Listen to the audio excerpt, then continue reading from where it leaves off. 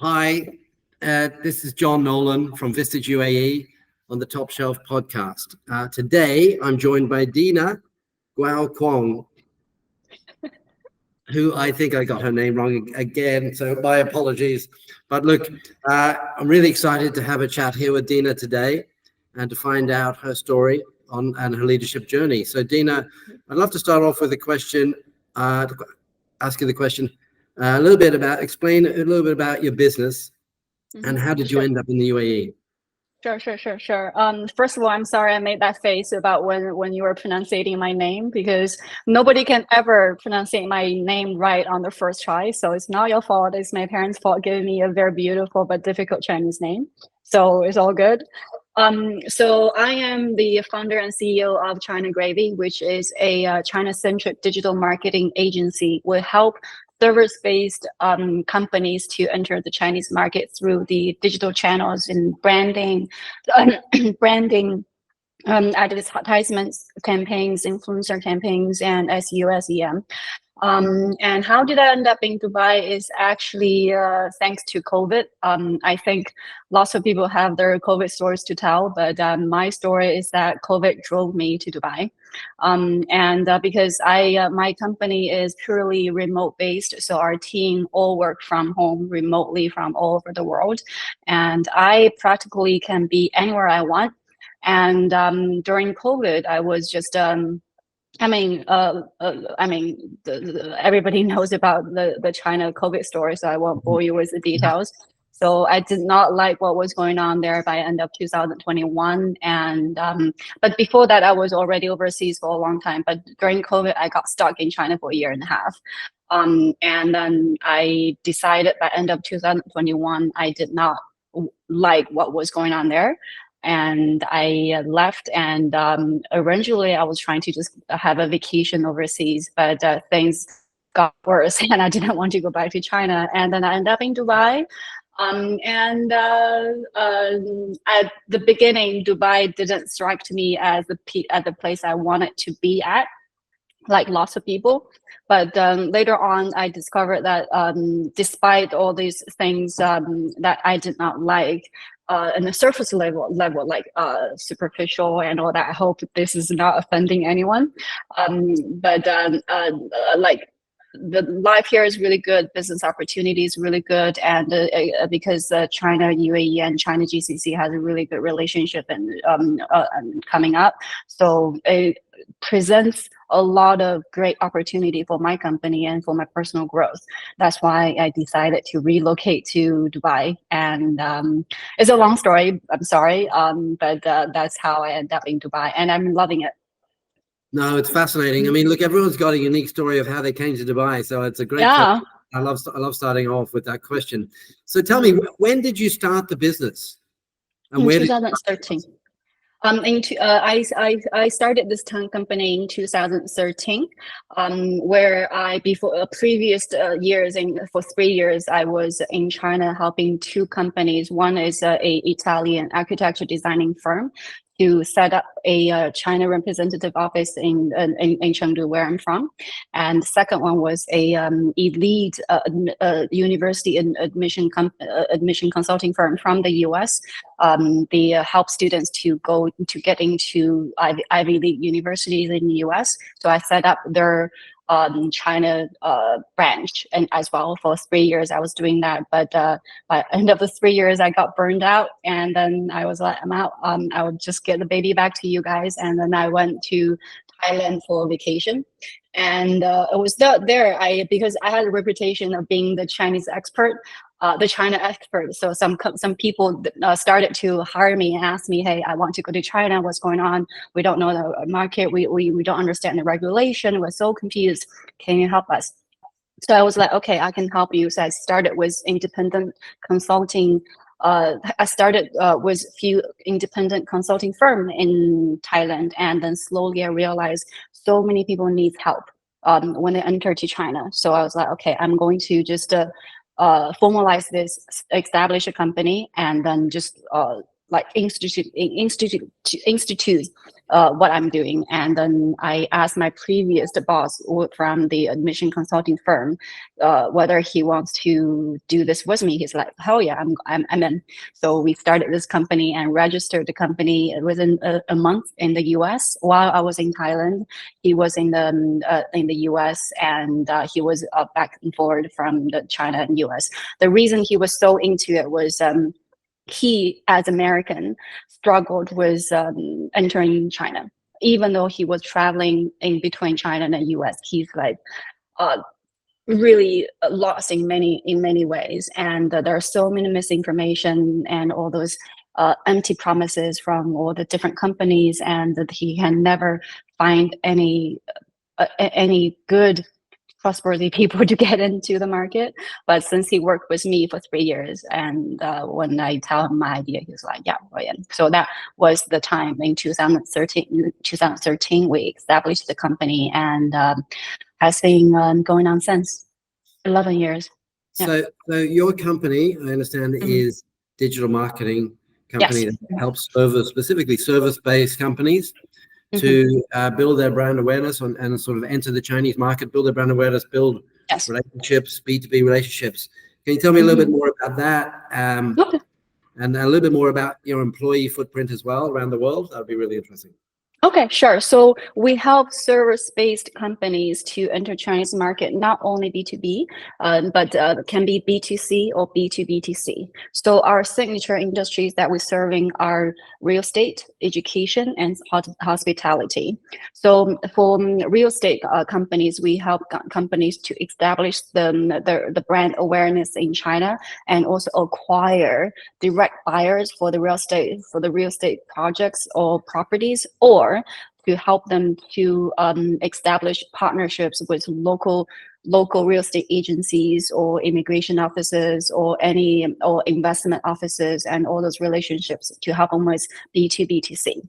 So for education, we help universities, academic training schools, student housing, how can be overlapping between real estate and education. So we help them to do the same, acquire direct client base, like students who want to study in the university, students want to go to their training camps, summer, winter camps, or to help these organizations to establish partnerships with universities, study abroad agencies, English training schools, or any other organization they want to establish partnership with. So that's a B2B2C model again.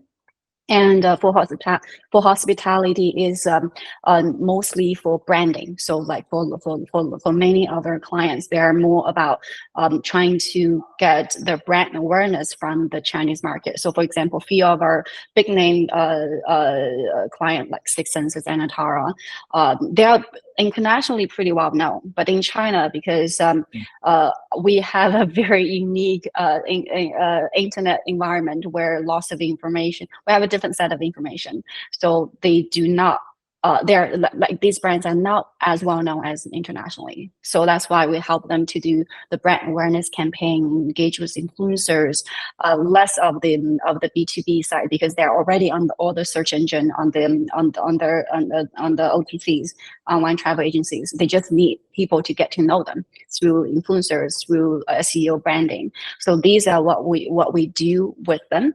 And our employees, as I mentioned earlier, purely online. Everybody work remotely. So this is quite interesting, because from the beginning in 2013, two things are unknown for people around me especially in the Chinese community.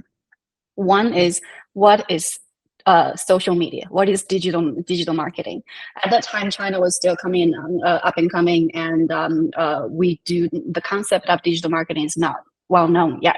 So people understand as like, oh yeah, you're running an advertisement company. Oh yeah, okay, yeah, I'm doing that. I'm running a PR company. Okay, I'm doing that.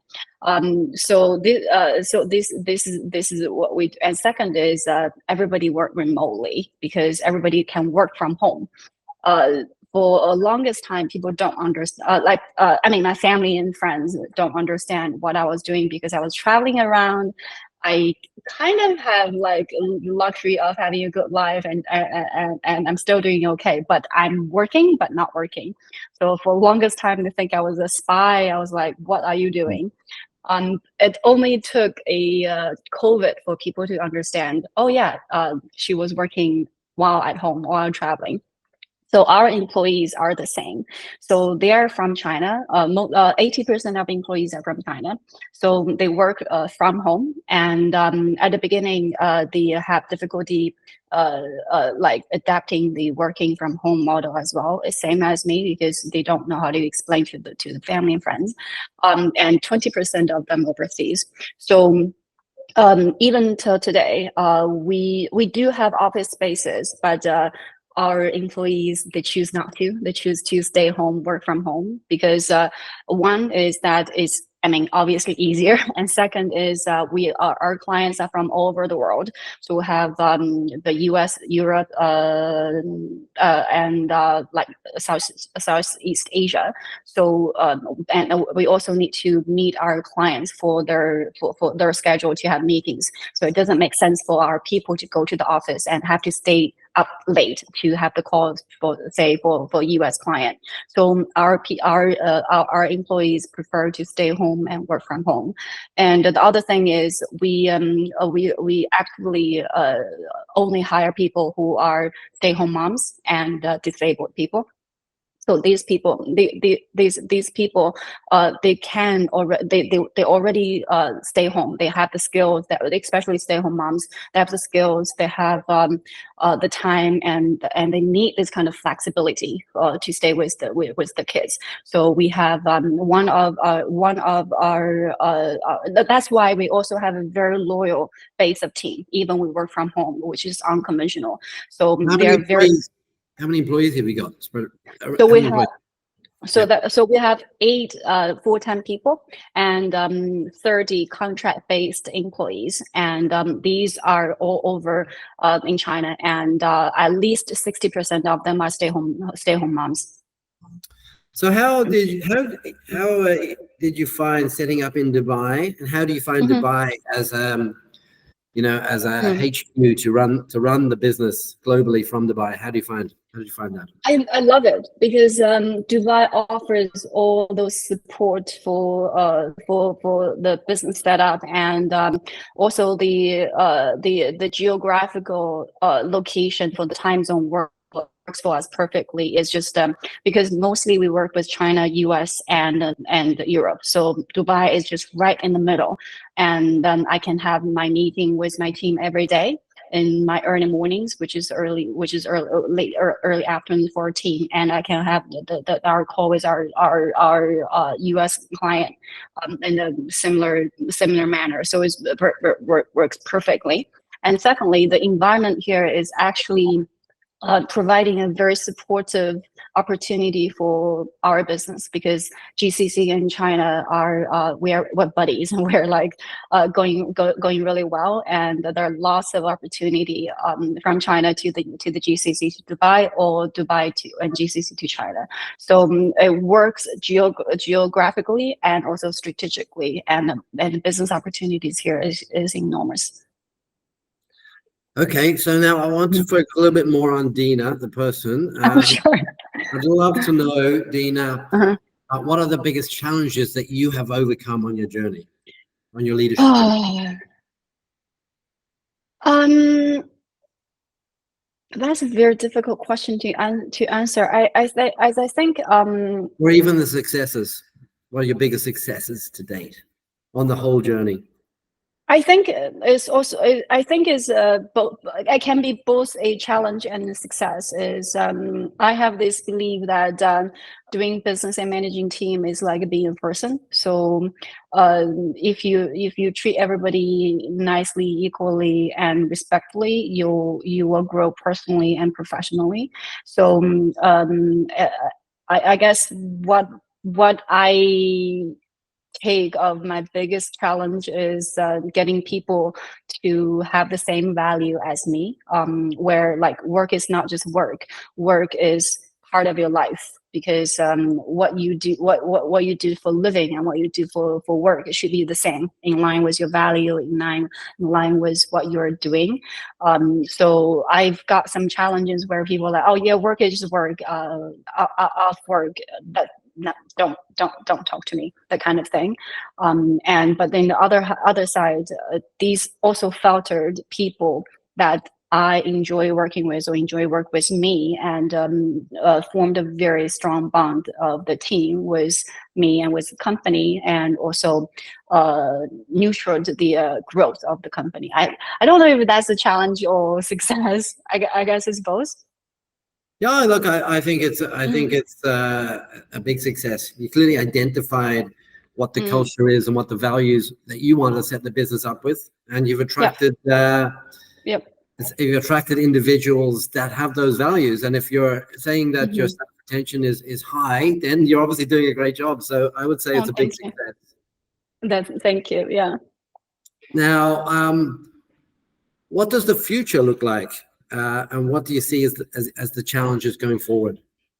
So the future is, I think, I put lots of thoughts on this, especially on the 10 years mark of the company.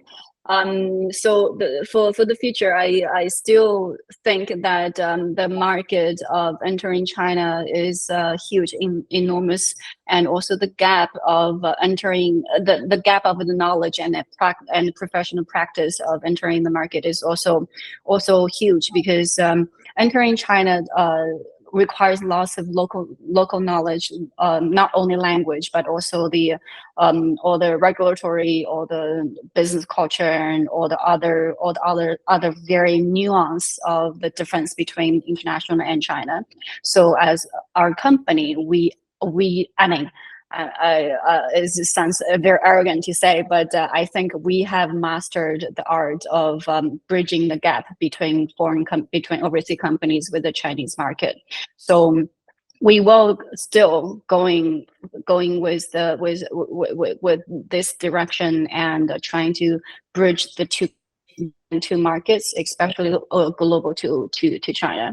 And in the other side, that nowadays I'm also spending 20% of the time forming a advisory company to bridge the China with overseas. So before that was overseas to China, and now I'm spending some time with China to overseas as well. So many Chinese companies are looking for expansions overseas as well. But again, same story as where I started with the global to China. Chinese companies struggle with entering the market, entering the international market, and then growing the international market. So I'm spending 20% of the time to form a advisory team and company doing that. And I have formed a company called Black Alpha Advisory, that is with two partners here in the UAE, actually, to do this business. And that's where the future holds for me and for China Gravy. Amazing. So look, it sounds like you've had a really incredible journey. Thank you. It's fascinating that the opportunity, it seems like it presented itself to you.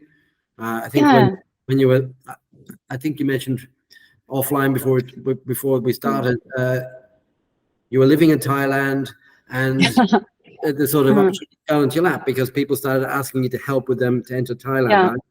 So from that sort of original defining the requirements to suddenly being here in Dubai, having 20 employees with freelancers around the world. It's been a really fascinating journey. I'd love to know, what are the biggest learnings you've taken from that as a CEO?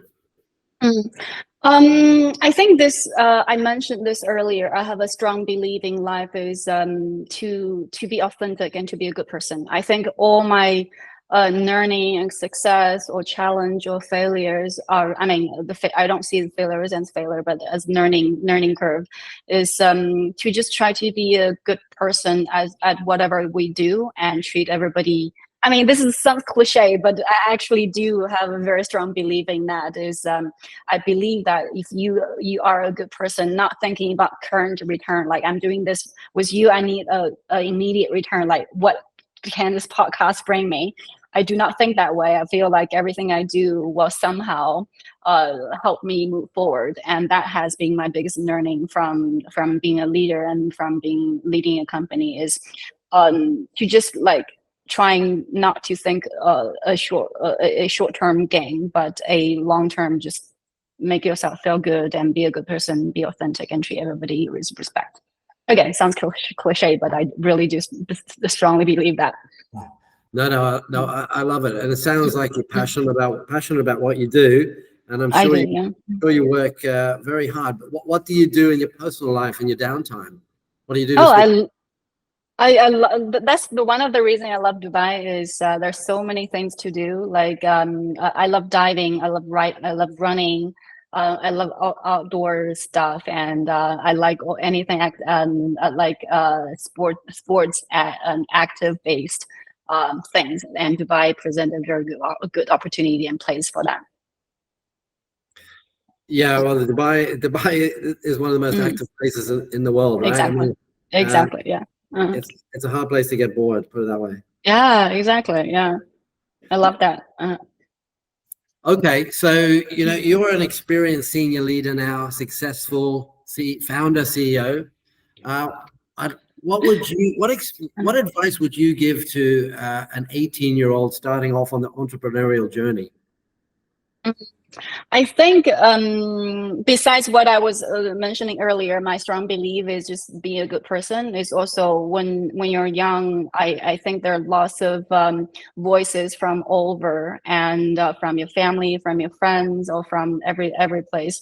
I think it's just the one and only advice is just listen to your true self, like what I can do, what I love to do, what I want, really what I really want to do, just focus on that, and try to switch off all the other voices. I know it's difficult, but out of practice, I think is achievable. Yeah, I mean, that's great advice, is to find something that you love and make it your work. And as you say, work and personal life, then there is no such thing as work, right? Yes. Because work takes at least half of your time. If you don't enjoy what you do, if you're just work and not enjoy what you do, like what is there left for your life? That's just again cliche, but again, it's my personal belief. I can't switch off. That's the upside and downside is I cannot switch off. I'm working 24/7, but I'm not working 24/7. Yeah, you're living your passion. So did you see yourself doing this when you were 18 yourself? Yes and no. The yes is I did see myself working and not in the office. And no is I thought I would be like a writer or like artist or something. So I wasn't envisioning myself to be a business person at the time. But I do have this strong fantasy that I'm not going to go to office. I'm not going to work as a conventional office 9 to 7 work or 9 to 6 job. So that was a yes. For now, and no is the profession I chose along the way, but I have no regret. I really enjoy what I'm doing right now. Yeah, no, well, you should be very proud of yourself. I mean, it's been a great success. I'd like to ask you about your leadership. What is Deana's leadership style? Getting back to and thinking a little bit about giving some advice to the younger generation as well. How do you become a great leader? I think there's different definitions for different people for great leader. I think it's also personal, depends on what kind of person you are. So for me, I would say my personal leadership style is I'm pretty hands off. So that comes to my trust with the team, and also I purposefully train them to not depend on me. Every decision I do not micromanage, and this is particularly hard because for as I said, 80% of our employees are Chinese. Chinese are not trained to be creative and to be proactive on doing when they work. They are used to just take orders, like you tell me what to do, I'll do it. But I purposefully trained them to like take action, take lead on what you're doing. Just report to me the progress, the problem, and your proposal. Just tell me all this. I don't need to know all the details. Just tell me all this. And at the beginning, they struggle. As I said, we have a very loyal based employee. Like some of them have been with me since day one for 10 years. And so what I trained them to just be like trust. I mean, again, this is arrogant to say. I can never expect them to do as a great job as we do, but as long as they are delivering and making progress, and I will just trust the process and let them do. So my leadership style is hands off and trust and delegate. So this is my style, and also works perfectly for the lifestyle, because the more you try to grab everything, the more you cannot hold on everything, and you will have no time for other space to other things to grow. Well, this is really fascinating, especially for our Dubai listeners, because in Dubai, leaders are managing and leading workforces that are multicultural from all over the world. So I'd really love to know a little bit more about how you trained, especially, as you said, the Chinese nationals, but I think this can be common for a lot of people. How you train people who've been maybe brought up to believe certain to have a certain set of behaviors, but you want to change that. You definitely have you've trained your staff so that they're empowered, as you say, to work with more freedom. That wasn't naturally to them. So how did you train them? I'd love to know more about the techniques you use. I think it's a gradual process. At the beginning, I mean, they struggle and I struggle too. This comes out from my personality, because I do not want, because me, firstly, I do not like to be micromanaged for people to tell me exactly what to do, do A, do B, do C. So what I do is like, look, I do not like that for myself, and I do not want to do it for you. So I want you to have all this autonomy, just like do whatever the way you want to do, and tell me what you think. And this is the first. I make it clear, like I want you to take lead. This is the first step. And second step, I cannot be completely like, okay, you go wild, you do whatever you want, I don't care. So like I give them the structure, like to say, if you want to achieve A, the solutions A, B, C. So try these ones, go first. And this is just what I'm thinking. If you have a solution D, E, F, G, just propose to them. Even they're like, pardon my language, even if they're super stupid, just bring it to me. I will see, and if they're viable, we can try.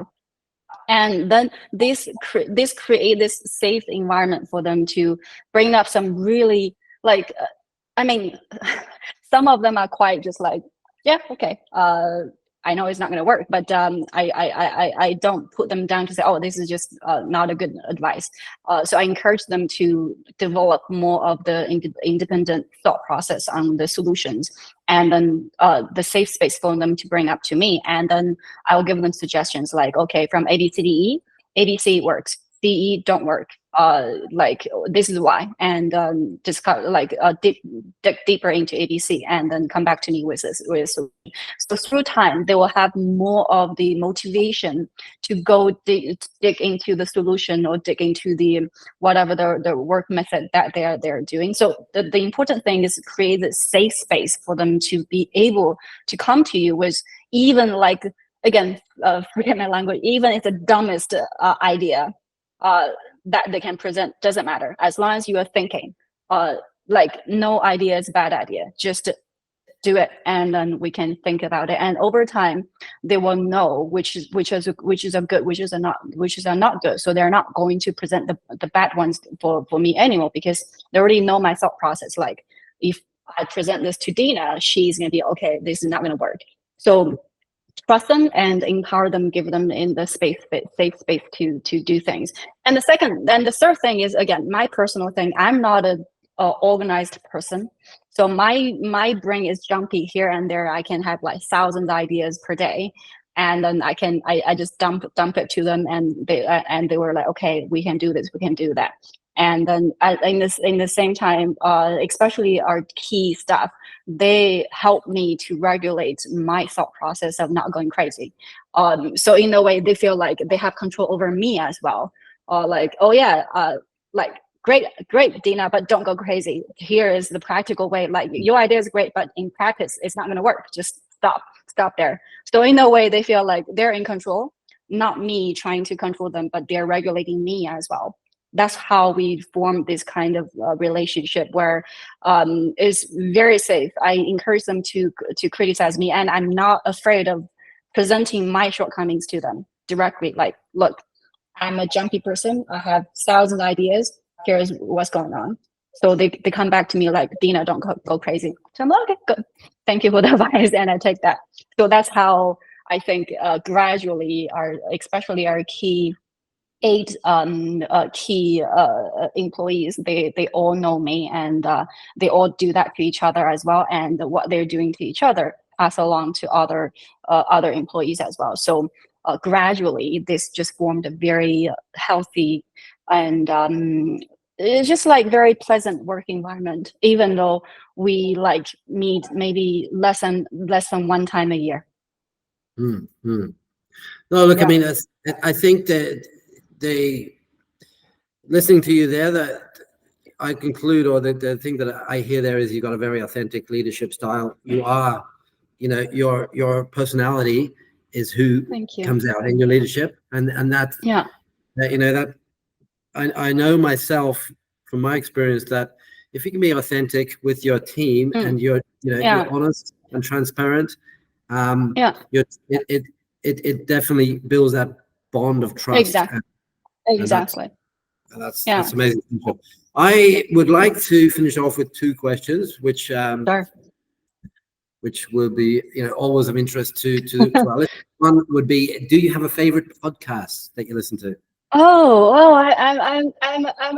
I'm like a fanatic of podcasts. Like a business related. Business related. I love the pitch from Gimlet. Do you know that one?